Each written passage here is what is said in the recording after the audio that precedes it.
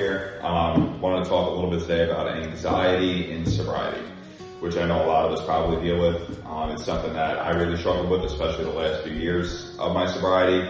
And if anyone ever tells you that sobriety is going to solve all your problems and your mental health is going to be fine, they're lying to you.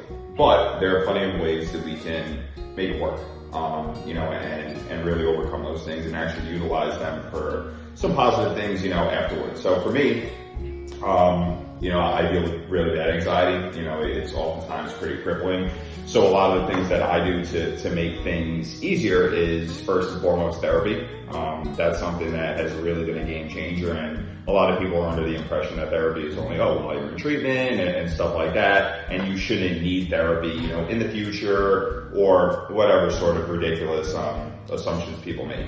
For me, it's something that helps me, bi-weekly. It's something that I utilize to remember that my anxiety oftentimes is irrational. And that's really the biggest thing that I like to talk about when I'm talking to a sponsee or friends or whatever it is, when I discuss my anxiety, is that a lot of this stuff is really just made up in my head, and I run with things because I'm an obsessive thinker. I overthink literally everything, and I let my emotions dictate how I feel. So therapy was huge for me. Medication was huge for me. A 12-step fellowship was huge for me, and people who I can talk to these things openly about. Whether you're in AA, NA, Smart Recovery, it really doesn't matter. For me, it was one of those things where, I thought I was crazy for a long time, dealing with the feelings that I felt, and come to find out I'm not crazy at all. And people who aren't in recovery deal with a lot of the same things that we do. So anxiety is a normal thing.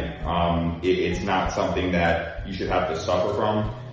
It's not something that is completely unmanageable. There are ways around it. There are ways through it, and for me, like I said, medication was huge. Therapy was huge. A 12-step fellowship is huge. And really just practicing more than anything else, reminding myself that the things that I think and the feelings that I feel are often irrational. And if I could sit down and I could play the tape through, like we hear in the rooms, the things that I think are not oftentimes reality. And it helps me get through those things. So hope that helps someone.